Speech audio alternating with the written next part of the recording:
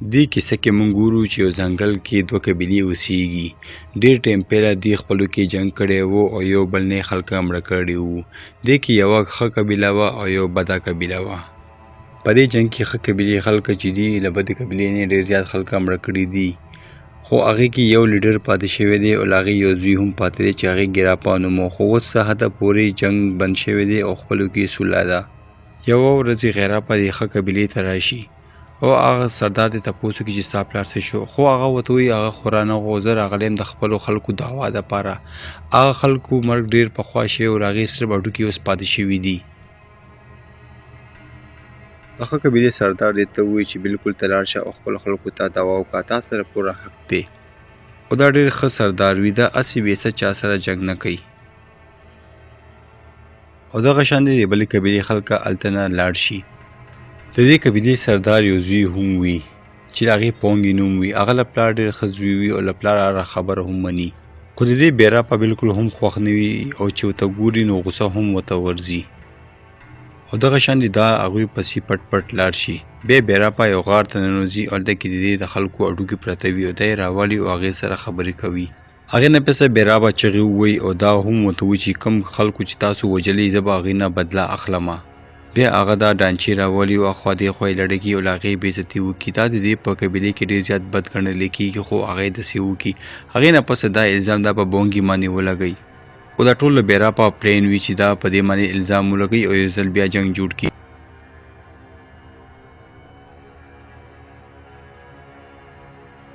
او بیا دا بونګي د خښتونه ونیسي او په راکاږلو یې دې سردار ته راولي، یعنې خپل پلار ته یې راولي. او دا هم ورته ووایي چې ستا زوی زموږ د خلکو بېعزتي کړې ده او له هغې جسمونو سره یې لوبې کړي دي. او ورته ووایي چې دې په موږ باندې هم اټیک کولو او موږ یې هم مړه کولو. خو سردار ورته ووایي چې زما زوی داسې بلکل هم نشي کولی. بیا هغه سردار د خپل زوی نه تپوس کوي چې واقعي تا داسې کړي دي. خو هغې زوی ورته ووایي چې نه پلاره، تا خو ماله کله داسې تربیت نه دی راکړی، زه به ولې داسې کومه. بیراپا دې ته ووایي چې چپ شه، تا داسې کړي دي او اوس به زه خپل پلار راولم او موږ به یو ځل بیا جنګ کوو. هغه سردار ورته وایي که زما زوی داسې کار کړي نو زه به په خپل لاس باندې دا مړ کوم. هغې زوی ورته وایي چې صحیح ده پلاره، که تا له مناسبه ښکاري نو داسې وکړه او زما د وجې که دا جنګ بندېږي نو بلکل ما مړ کا. بیراپا دا مقصد نه و چې دا هلک مړ شي، هغه غواړي چې د دې قبیلې کې یو ځل بیا جنګ وشي او دا خپلې بدلې واخلي. هغه د بونګي پرېږدي او هلته نه لاړ شي. خو ورته ووایي چې دا جنګ خو به زه کوم او زه به خپل خلکه راولمه. بیا یوه شپه موږ ګورو چې دوی دغه ته اټیک وکړي او د دې قبیلې نه ډېر زیات خلک مړه کړي. بونګي هم هلته راشي خو یو کس دې ته لغت ته ورکړي او د غره نه یې لاندې لړه کړي او دغه شانتې بیراپا ټول خلک مړه کړي او له هغه قبیلې سردار هم مړ کړي کوم چې له بونګي پلار وي. هغه ډېر ښه انسان و خو دا په دې هم رحم ونه کړي او هغه مړ کړي او دا ډېره زیاته بده قبیله هم وي.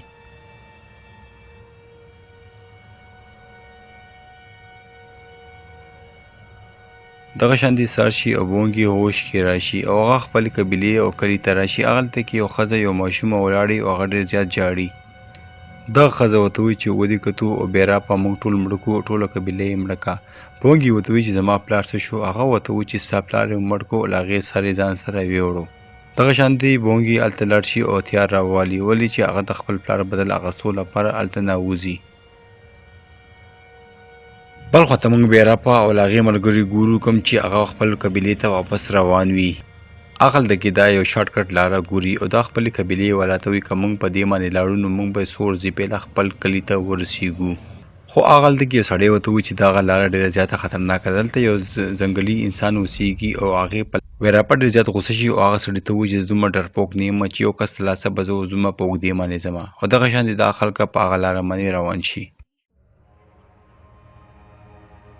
بل خواته هونګي هم هغې پسې شاته روانې دي. ظاهره ده چې هغې د خپل پلار بدله اخیستلی. خو کله چې د هغې پسې روان وي دې ته خپله نیا مخې ته راشي او نیا ورته وایي چې د ظالم سړي ته به کله مخامخ نه ورځي. هغې ظلم زیاتې کړی او هغه پرېږده. هونګي ورته وایي چې بېشکه زه کمزوری یم او عمر کې هم کم یم او یوازې هم یم، خو زه به د خپل پلار بدله ضرور دې نه اخلمه. هغه بیا سوچ کوي چې ولې نه دا کس د ځان سره یو ځای کم چې هغلته کې اوسېږي هغه ځنګلي انسان او خپل ځان سره یې ملګری کم. او دغه شانتې هونګي هغه ځنګلي انسان پسې روان شي. کله چې هغه لارې کې روان وي نو هلته کې یو جنۍ د هونګي سره ملو شي. او اونګي نه تاسو کې چې دلته سکه نو اونګي وته وی چې زه هغه ځنګلي انسان سره ملاویدل غواړم. دغه جنې وته وی ولې تعالی پته نشته چې هغه څوک وګوري او وی خوري او مړی کی. خو اونګي وته وی چې زما د خبرو سره اس کار نشه، زه به ضرور زم او د سړي سره به ملاویږم. دغه شانتي هغه مخکې لاړ شي او هغه ځنګلي انسان کور ته ورورسیږي. دغه شانتي اونګي لاغي سړي کور ته دننه ورننوځي. هغه ته تاسو کې چې ستا څومره عمر دی، ته خو ډېر زیات ماشومي. هغه ته وی زما 15 کاله عمر دی. او دغه شانتي دا سړی دی پسې په خندا شي او ته وی چې خو ډېر زیات ورکوټه ماشومي. او دغه سړی وته وی کته زما کور ته نوې راغلی او بهر را سمېلو شوی وي نو ته به ما خوړلې وي. او هغه وته وی چې دلته نه ځان وکاږه، ولې که زه وږی شم نو زه به تا حلال کم او وبه دې خورم. خو اونګي وته وی چې دلته نه ځم او دلته ایسارېږم او هغه ورسره په خبرو شي. هغه ورته له ویراپا کیسه وکړي. ورته وایي چې هغه زموږ په قبیلې راغو، زموږ ټوله قبیلې یې مړه کړه او زما پلار یې مړ کړو. هغه به ستا په لاره باندې تېرېږي او هغه تا نه بلکل هم نه یېرېږي. او دغه شانې دا ځنګلي انسان غوسه شي او ورته وایي چې پرېږده چې زما په لاره تېره شي، زه ګورم چې دا مانا څنګه دلته نه ژوندی ځي. او دغه شانې دوی په منډه هغه لارې ته ورشي چې په کومه لارې به دوی را روان وي. او دغه شانې هلته کې دوه ملګري د ویراپا راشي، یو خو هغه ځنګلي انسان یې مړ کړي او هغه بل کس هونګي ته مخامخ راشي. هغه ځنګلي انسان ورته وایي چې دغه کس مړ کا. خو هونګي ورته وایي چې څنګه یې مړ کړم، ما خو اوسه پورې کوم انسان هم نه دی مړ کړی. بیا هغه ځنګلي انسان دې ته مرګ چلخی او هغه سړی مړ کړي او هغه دوه کسان راولي کور ته او حلالې کړي او وی خوري. بیا هغې نه پس هغه ځنګلي انسان هونګي ته له جنګ چلخی او مکمل یې ټرین کړي. او بیا بل سر مونږ ګورو چې دی ویراپا په تلاش باندې وځي او په ځنګل کې هغې سره سامنا وشي او دا له هغې خلکه وګوري او چغه ورته ووایي. ویراپا دا وګوري خو څه ونه وایي او ملګرو ته وایي چې مخکې ځئ. خو هونګي چې هغې ته کله وګوري هغه ډېر زیات غوسه شي او پسې لاندې کوزېږي. خو هغه ځنګلي انسان دې ته وایي چې مه ورځه، ولې چې هغې موږ ته څه هم نه ویلو، هغه به مخکې ځي او څه پلان به جوړوي. کیدای شي که هغه موږ ته څه چال جوړوي نو موږ به په هغې کې ګیر شو. دوی هلته کې پټ شي او ویراپا ملګرو ته ګوري. هغه ځنګلي انسان څه یې ویلي وو هغه دوی لپاره څه چال بچاوي او څه پلان ورته کوي. دوی په شا باندې ورشي او په څه کسانو ته اټیک وکړي. بیا دا ځنګلي انسان دوی ته مخامخ راشي او دوی یو آمنې سامنې وي، یو بل ته ولاړ وي. دغه شانتې د دوی خپلو کې جنګ چالو شي. دوی یو په یو هغه ځنګلي انسان سره به جنګ شي چې څوک هم راشي دا یې مړ کړي او مرۍ ورته ماته کړي. هونګي مو جنګ زده کړی وي او هغه هم یو کس سره به جنګ شي او ښه ټیټه مقابله ورسره وکړي او هغه کس هم مړ کړي. ویراپا خپل یو تکړه ملګری دې ته مخامخ کړي خو هغه هم دې سره جنګ وکړي او هغه هم ورته مړ کړي. یو په یو خو د دې مقابله نشي کېدی. نو هغې نه پسه ویراپا ټولو ملګرو ته وایي چې په دې باندې اټیک وکړئ او دا به ووخو. خو هغه ځنګلي انسان هم د دې ټولو مقابله نشي کولی، ولې چې دا یوازې او هغه ډېر زیات دي. نو هغه چې کله دا مړ کول ولايي هلته کې اونګي هم راشي او دې سره ملګری شي. دا ځنګلي انسان ډېر زیات غوسه شي او چغې او سورې جوړې کړي او شکل نه داسې عجیبه ښکاره شي. نو هغه خلکو ته ویرېږي او هغه هلته نه وتښتېږي. شپې کې موږ ګورو چې هغه ځنګلي انسان خوږ شوی وي او ډېر زخمي شوی هم وي. خو اونګي له هغې ډېر خدمت وکړي او هغې په زخمونو باندې ملهم پټۍ هم ولګوي. بل سهار موږ ګورو چې دوی یو ځل بیا په هغې په سفر باندې وځي. بیا دوی په غره کې بره یو کور ګوري او دا ځنګلي انسان ورته وایي چې دوی به له شپې دلته ایسار شوي وي او آرام به یې کړی وي او دوی بالکل صحیح ویلي وي. هغوی هلته ایسار شوي وي څنګه چې دوی راشي او دوی بیا دې خلکو ته سامنا وکړي. دوی دې نه یو څو کسان ووخي خو هغې واپس منډه کړي او هغه کیلې ته ننوځي او دوی دا دروازه بنده کړي. دا ځنګلي انسان ورشي او هغې ته وایي چې تاسو خو ما نه بالکل هم نه یېرېدئ، اوس تاسو بهر روځئ او ما سره مقابله وکئ.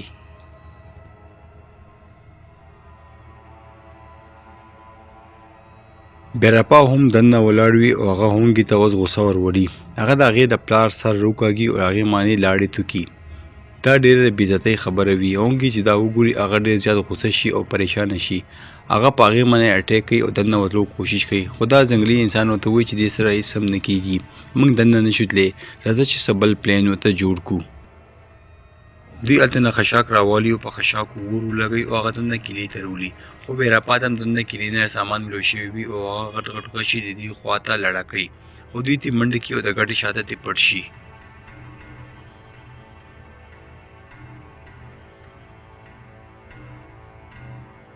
دوی هغه ورکلو کې او هلته کې پټ شي. اونګي چې کله راشي کیلې ته او له خپل پلار سره وګوري نو هغه راننوځي.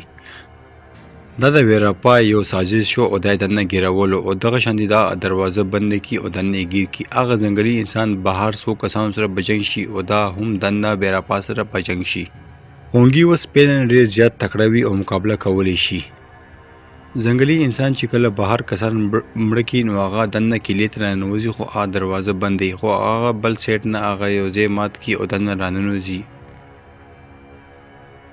هغه هم په جنگ شي او ویراپا مرګړی مړ کي خو په خپله هم ډېر زیات زخمی شي. ویراپا هونګي یو بل سره په جنگ وي خو ویراپا پې تکړه وي او هونګي ډېر زیات وران وخي او د خپې نه یې راکاږي. خو هغه ځنګلي انسان چې کله ویراپا پسې راشي هغه محسوسه کي چې هغه خو ما پسې را روان دی. هغه ویراپا باندې اټیک وکي او هغه ځنګلي انسان هلته کې مړ شي.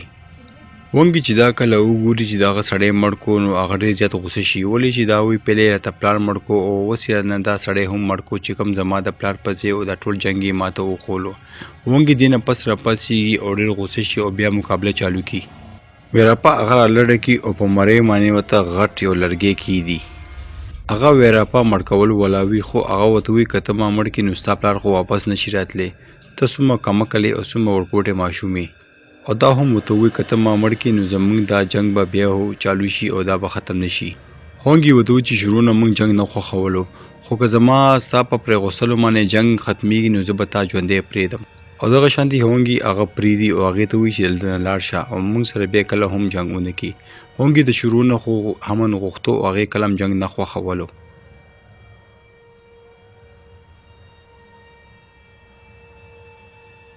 هونګي دې نه قسم والی چې ته به کله هم جنګ نه کوې او نه به زموږ په قبیلې باندې اټیک کوې. هغه هلته نه لاړ شي بیا هغه ځنګلي انسان ته لاړ شي هغه وګوري خو هغه غریب مړ شوی وي. او دغه شانتې هونګي د خپل پلار سر واړي او هغه هلته نه لاړ شي او خپل کلي ته لاړ شي. اوس دلته یو هغه ښځه او هغه جینۍ او هونګي پاتې شوي وو او دې نه پس ته به هونګي د خپل قبیلې سردار وي او دې سره زموږ فلم ختم شو.